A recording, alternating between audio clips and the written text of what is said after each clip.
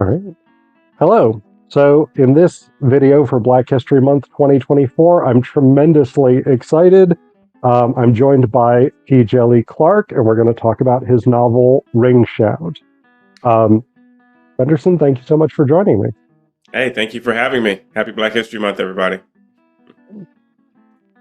All right. Born in New York and raised mostly in Houston, Djeli Clark spent the formative years of his life in the homeland of his parents, Trinidad and Tobago. He's the author of the novel A Master of Gin and the novellas The Dead Cattail Assassins, Ring Shout, The Black God's Drums, and The Haunting of Tramcar 015. He's won the Nebula, Locus, and Alex Awards and has been nominated for the Hugo, World Fantasy, and Sturgeon Awards. His stories have appeared in online venues such as Tor.com, Daily Science Fiction, Heroic Fantasy Quarterly, Apex, Lightspeed, Beneath Ceaseless Skies, and in print anthologies including Griot, Hidden Youth, and Clockwork Cairo. He's also a founding member of, I should have asked you if this is stated or spelled out, FIA? Yep, you got it. FIA magazine of Black speculative fiction, and an infrequent reviewer at Strange Horizons. So, first off, can you give us a brief plot summary of Ring Shout? Oh, yeah. Ring Shout is a story about three young women who are in some ways hunting these monsters called Ku Kluxes, right? That has to do with the racism of the early American 20th century. It's full of magic. It's at the same time a story that's a fantasy story in some ways. And as they're hunting these monsters, they also have to deal with their own personal crises, right? And so there are two plots here. There's them dealing with these larger external monsters, and as well dealing with these internal traumas, in many cases caused by the very things that created the monsters in some ways. So, yeah. Okay, great. So, in this book, like in your other novel, The Black God's Drums, you draw eclectically from African and African diasporic religion, mystical and magical practices, folk beliefs, song and dance, traditions, all these kinds of things. So why blend these various elements together into the cultural world that your characters inhabit? Why have African Americans so closely interacting with African Caribbean people and Africans, at least on a sort of spiritual level? Yeah, that's a great question. So, for the Black God's Drums, especially, I said it in New Orleans, right? And I said it in New Orleans in the 19th century. And New Orleans has always been, since its inception, this kind of port city that at times early on, before it becomes becomes part of the United States, was more probably closely aligned with the French Caribbean than it was with the North American mainland. And so, I think it still has those roots. And people think of culture. Some people have even called New Orleans in a Caribbean city, really, when you think about it, whether it's attached to the mainland or not. And so in writing that story, I definitely wanted to get that across, especially in the larger theme of the United States being fractured. I wanted to make certain I got across this relationship with the Caribbean there. And especially people are often called, it's the sister nation there is Haiti itself. And so Haiti is very central to the Black God's Drums. And so it seemed natural. And then, part of it is also my own academic background. I'm a historian of the Black Atlantic. So while, of course, I'm always, mindful that there are these distinct cultures and places, and I understand that you can't conflate histories as an Atlanticist, I'm also looking for how do these things connect and how do they move beyond nation states, right? As I'm teaching a class right now, African American history, and we've just gotten to the North American English colonies, and I'm trying to get my students to think of them in the very beginning as these fledgling colonies hugging the eastern seaboard, whose mother country is far across the ocean, who is beset by French and Spanish empires that are just all their enemies, with indigenous groups that they're on and off again at war or at peace with, and probably their closest trading partners are down in the Caribbean, right? Those English colonies. And so, my stories in some ways try to look at how those connections exist, because they've always existed beyond nation states. And so in The Ring Shout, of course, that was a little harder because I'm in latter early 20th century and I'm in Georgia, but I was like, hey, I can still find a way to bring in it as well, especially since some of the magic systems in there dealing with the sword that we can get into. Why would the sword only know about American slavery when slavery is an Atlantic system? And so, yeah. So it seemed natural to bring it in. Yeah, I mean, that I think makes perfect sense. And one of the things that I really like about it is, I think especially in the US, we are so focused on our own history and our own culture that we think of African American culture a lot of times. Particularly, I think people coming out of public school systems where African American history is not really taught as well as it should be, and particularly non-African Americans. I think we often sort of think of African American history as this sort of singular thing. Yeah, it's walled off. It's even walled off from American history. Yeah, right. Yeah. It's like when I teach it, one of the things that it's one of my primary goals of the class is to not see African American history as this set of interesting factoids of trivia, right? But I said in a lot of this class, you'll be learning American history again. You're just going to be learning about this perspective. Like, we're about to do the American Revolution. What are African Americans doing during the American Revolution? Hey, it turns out they're doing quite a lot. How is it important to the American Revolution? Hey, it turns out slavery becomes very important when the British decide to try to recruit African Americans to their side, right? So enslave people to their side. And so I try to show that African American history is not simply, again, these set of trivia ideas, but that it is integral and entwined within the larger American narrative. And in that case, I think like what you're saying, it also has a global impact. It also has a larger impact beyond its borders, right? And so I try to make sure I get that across, because you're right. As a country, we do a lot of navel gazing. It's a big country, still. So that actually, that discussion of African American history kind of takes me into the next question that I'd wanted to ask you.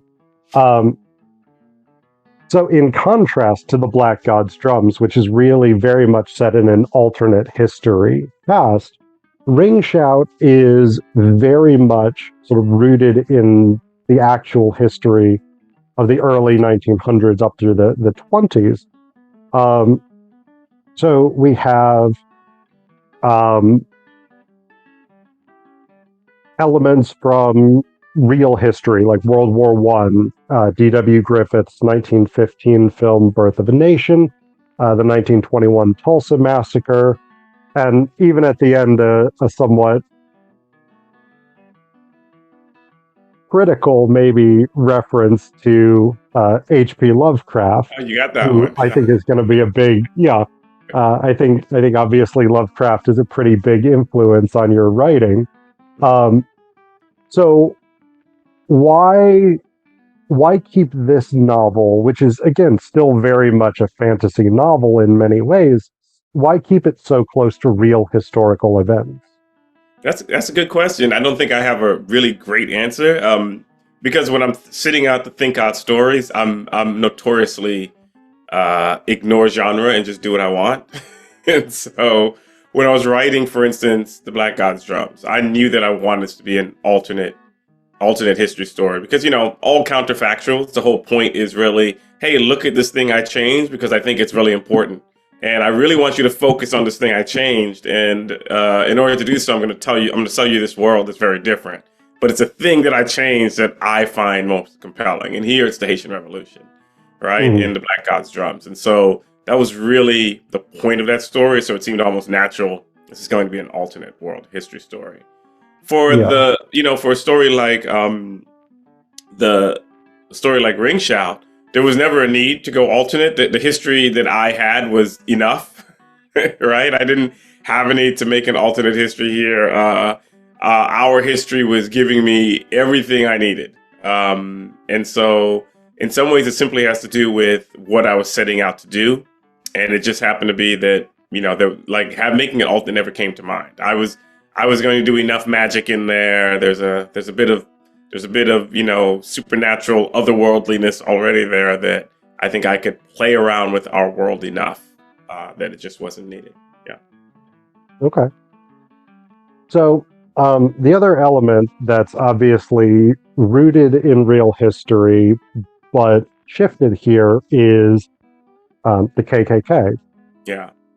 So I knew the broad outlines of what this book was about before I actually started reading it. And one of the things that I was sort of concerned about is whether or not the supernatural elements here might end up letting the Klan off the hook in some way. And I don't think that's the case here. I think characters like Butcher Clyde, who I think is, by the way, an amazing character name, great description. But they make very clear that the Ku Kluxes are taking advantage of hate and fear that had already been there, rather than creating this out of nothing. But since the sort of supernatural elements could risk being sort of letting the Klan off the hook, why take that direction? Yeah. Those are great questions, and they're things that I had concerns with when I was doing it. I knew how easy it was for people to fall into that, and so that's why, as you notice, I went out of my way, probably my most hammer on the head. No, that's not the case, and let's make sure I found a way to thread it throughout the story so that people don't walk away from that. But I know that people who have not read the book, I've lurked around on the Instagram and I've seen people who didn't read it and they're like, oh, is this what it's? Some people's minds immediately went there and they thought that was what it was going to be. And like you, many of them were like, oh, I finally read it. But some people won't. Some people are not going to read it because they have judged the book by, I guess, the cover or what have you. And, as far as a writer goes, you can only, why I went ahead with it. You can only do so much. People are going to have to make the decision to read it, find out, and then see what they think. Right. But going into it, there were several things that went into that. One, I'm teaching a class on slavery and film right now. And, I always say when students come to take the class, they're like, you probably want to watch it because you're never going to watch movies. And that's what we're going to do. We're going to talk about movies. Yeah, but guess what? Welcome to media theory. We're going to do a lot of media theory in here. And then they groan and I have to go through theory. So we've just been through, Marshall McLuhan and medium theory and these kinds of things. And so we talked about Birth of a Nation. It's one of the first films we do. And one of the things we have a long discussion on is, what is the impact on media? Is it the old, what I say, antiquated notion of the hypodermic needle, where somebody basically gives you some media and it goes directly into you? Or are you bringing all sorts of things to this already? Is there more of a conversation? And so you're nodding your head because you know these medium theories. So in some ways, I put this into a book, right? I put in those same questions about how much is it that media impacts, and so how much are we bringing and having, and its nose to pull on these things. And so, literally, I'm talking about movie magic in its most, supernatural sense. And so, I made people learn some medium theory, or at least have a conversation about it throughout the book. So that was there because I did not want people to walk away thinking racism comes from demons or racism comes from evil things. I'm always human beings can do a whole lot on our own. The monsters just exploit it, right? We have our own monstrous actions, and so I made that distinction between Klan and Ku Kluxes. And as Nana Jean says, one are fools and one are demons, right? Basically, they call them like fools, right? That's literally what they call them, people who engage in racism. And so, I really want to show that. And the last thing, of course, is that the whole idea of the Klan being monsters, I would say it's not mine. That came from me when I was working on my master's thesis, looking through the WPA ex-slave narratives, these narratives taken of the last surviving generation of people who had been enslaved in the United States around the Great Depression when they're doing this during the WPA. It is these elderly people describing slavery and the end of slavery and coming up the first Klan, not the second that is the second Klan, but this first Klan. They describe them as monsters, and they say the first Klan used to do things like wear horns and rattle chains and pretend they had tails, or could pretend they could drink a lot of water and blacken their faces and did all kinds of things. And the way that they understood, the way they tried to translate this trauma was by saying, oh, the Klan are like supernatural monsters, and you can put a rope out and then it stops their horses, or they can't cross water like Nazgul or something, right? And there are always these different things, or you can stop them by throwing hot ashes in their faces. And I found it fascinating that they create this mythology of terror, even though they full well knew who the Klan was. They knew the Klan were monsters. They, even if they tried to pretend, they were like, I know, that's Judge so-and-so. He used to own me, or I work for him. And at night he goes on and puts on this thing. But I thought it was fascinating that to tell that story, they chose to do it through a speculative bit of folklore. And in many ways, my story is trying to honor that, right? It's trying to pull from that. Yeah. Do you think I'm sure part of that is rooted in various folk tales and mythologies going back to Africa, to the Caribbean, that then get sort of churned up and repurposed in the United States. But do you think also part of that might be, even after the horrors of slavery, maybe almost to try and like understand how human beings can do to other human beings the things that the Klan did? Yeah, I think you're hitting on things. I think it's part of not simply African folklore, Caribbean folklore, but human folklore. Like, we create folklore and these various things to try to understand things that we don't, especially sometimes it's a natural world, and understand that phenomena, or understand the senseless, right? I don't know, I'm going back to a lot of Lord of the Rings references, but King Theoden, how does one deal with how do men confront such senseless hate, right? And so if you're trying to deal with hate that doesn't have sense to you, doesn't make sense. It's like you were enslaved, now you're free, and now the people who once formerly enslaved you, you're not doing anything to them, but they've decided that you are going to be the enemy, that you're the danger, right? And they now terrorize you as much as possible. You know, people who are living through that trauma. There have been great books that have written about this, to talk about, they really explored people who are these former slaves who are experiencing already the PTSD of slavery, now have to deal with this new trauma and how they deal with this terror. There's a historian, Kidada Williams, and she talks about this through the lens of trauma studies, right? And she talks about how people spoke of, like, when the Klan would come, how they would simply freeze up. And she was like, this is like trauma. Like, he's literally too frightened to move. His body cannot move. And, you know, these different things. She's like, this is trauma that we're not recognizing. And how do people deal with that? And part of that, I've often said, is you deal with trauma. You deal with the later coming of, you know, people call it the Nadir and anti-Black riots, or the Red Summer of 1919. You deal with this through activism, certainly. You deal with it. People know they deal with it through poetry and writing. I said, but there's also a way, I think, that speculative fiction is a way of trying to deal with this trauma. And, you know, Kenitra Brooks, who is a scholar, an English scholar who studies horror, and especially Black horror. She talks of Black horror. Why does Black horror often, to people have criticized this, but why does it often center on things like racism and these lingering problems of the past? It's this trauma, right? It's how do you try to understand this trauma? You try to understand it by creating these mythologies and these folklores, right? And so I always used to joke and say, like, yeah, Black people aren't that scared of Freddie and Jason. They're scared of white supremacy, right? That's what Black people are afraid of, white supremacy. That's the real nightmare. The other stuff we can handle. The guy who comes to our dreams and the madman with butchering young virgins. That we can deal with.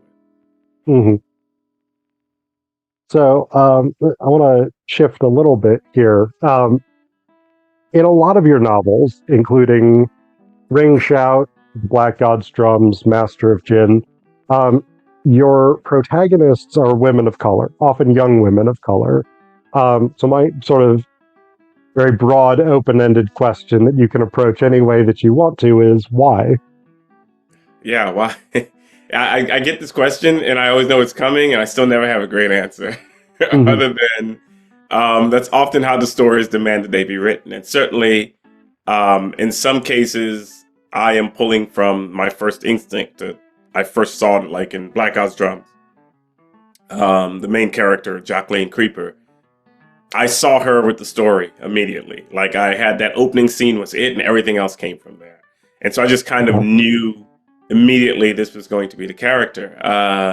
It's interesting with Ring Shout, it was somewhat similar, but I always say that I always think in the back of my mind, I like often writing is this retcon where you try to go back and figure out what was influencing me. And I know that some of the things were influencing for me, for instance, were Toni Morrison novels, and so the aunties in there are all named after characters from Toni Morrison novels, right? And Hmm. so I think there's something about thinking. And for instance, by the way, Sadie, while she's Sadie, the way she looks and some of the mannerisms she does is Janie from Zora Neale Hurston. So I think it had something to do from Their Eyes Are Watching God. So I think there's Yeah. something to do with certain people that I'm reading and everything else that brings all this together. And I don't think I even noticed it first. I mean, well, that's a lie. I do notice that there are women because I have to think about how do they move about in these spaces. For if Creeper is this 13-year-old girl in New Orleans, how does she move about? What challenges and dangers does she face being this person, right? And that's why she often dresses as a Yeah. boy, for instance, right? Because she understands that. So you have to understand that when you're doing these characters. But on the same level, I just try to make them have banter that I think anyone would have that are complicated. I don't try to pigeonhole them in some ways beyond that. And so, Yeah. yeah. And another thing I would say, like, these are the books that got published. I got books with dude characters. Nobody's. Those are the ones that are less published or just less known, right? But they're Hmm. there. Like, I have like Tramcar 015. They are, even though yes, there's a whole something happening in the background that is very related to suffrage. But I do have them. But I think that these are the books that get picked up, and so I'm happy. Hmm. Yeah, So speaking of influences, I think that sort of is a good segue to the last question that I'd wanted to ask you. This is another really big one. I apologize in advance. yeah, So I began my series of Black History Month videos this year with Octavia Butler's Parable of the Sower, which begins in 2024. yeah, Um, when Butler began writing sci-fi in the 70s, there were few characters of color in sci-fi, especially not in leading roles, and few sci-fi authors of color. Looking at the state of sci-fi, horror, fantasy, speculative fiction in 2024, um, how would you say things sort of stand for authors of color, characters of color? Um, where are we right now? yeah. I mean, there is no doubt that since Octavia Butler's time, things have changed dramatically. I mean, as a person who would have been a kid when she was writing, and going into stores and looking for any face that was not a white face on covers. That's like amazing. I mean, even when you did have characters of color, like notoriously, right? Ursula Le Guin's Earthsea characters, they whitewashed the covers. I remember they were whitewashing covers as as early as when Obama was in office. I try to date Mm, my references, but I remember there was a character with an Asian young woman on the cover, and they whitewashed it, right? So this isn't like long ago history. This is yeah. just the other day, right? In the lifetime of many people. And so we're living in this different era, but it's so brand new. Like the era where you can have diverse authors. Like I said, like I don't like, I was trying to get published for a while, and probably a lot of reasons, my own craft and everything else, getting better and good old dumb luck being able to get published. But I don't think I could have written Ring Shout 10 years before it came out. I don't think it would have been, at least, pardon me, I don't think it would have been published 10 years before. I don't think it would have been published 5 years before it came out. Right? And so we can say that there's no denying things have gotten better. I'm not going to be one to like, nothing has changed. No. That's simply false. Things have changed. There's no doubt. We now have much more diversity. When I go into the YA or middle grade sections, it's amazing. Right? It's amazing the amount of diversity you have. And that's great. It's amazing the amount of, when I go to different cons or I go meet authors, it's amazing the amount of authors of color that I meet, the amount of Asian or Black authors or, Arabic authors that I meet. Excellent. Of course, like I said, it's a relatively new phenomenon. And I want to see how long it's going to last and if it's going to last. The one thing I know about history is that these things can phase out. There can be backlashes. Like I said, do you remember what everybody was gung-ho about certain ideas of race and everything during the George Floyd protests? It took like 1 year before we were going through book bans, right? 1 year. So the backlash it always comes. It can always happen. And so I would say that, I'm happy to see much of this diversity. We need a lot more. And when you still look at the stats, as much as it's improved, there's still so far to go, right? I think at one point, I forget a few years ago, I saw in children's literature, there are still more characters that are animals or are inanimate objects than there are kids of color, right? Which was done, and there's maybe a weird way where this was done because people were like complaining about there being too many simply white kids. And so instead of making more diverse kids, people were like, I'll have a talking truck. I'll have a talking dinosaur, right? And talk about a way to skirt around diversity that way. So, and we still see we live in an era of book bans where even, we've probably heard of big companies or whatever, we find out maybe bowing to these book bans. So when we live in an era where people are banning books just because it has, a certain kid on it or a book that talks about the Holocaust, like Mouse, who would think Mouse would ever get banned? So when you live in that era, you can't say that, things are great. There's obviously problems, right? And the industry itself, you have to think of the industry as something that reacts to the larger public. And so there's nothing to say that this larger industry won't bow to these pressures if these other forces that want a return to none of this diversity, who get apoplectic when they see a black mermaid, right? Yeah. You have to always be vigilant that, the industry won't bow to that. So I'm happy that we've moved on, but, we still have a lot of work to do and we have to be vigilant and fight. All right. I think that's a hopeful challenge to sort of wrap up the interview on. Good. So, Fenderson, thank you so much. This was really, really an honor to get to speak to you. Again, I think one of the best authors in the game today. Thank you. Thank you so much for your time. All right. Thank you, Philip. Great interview.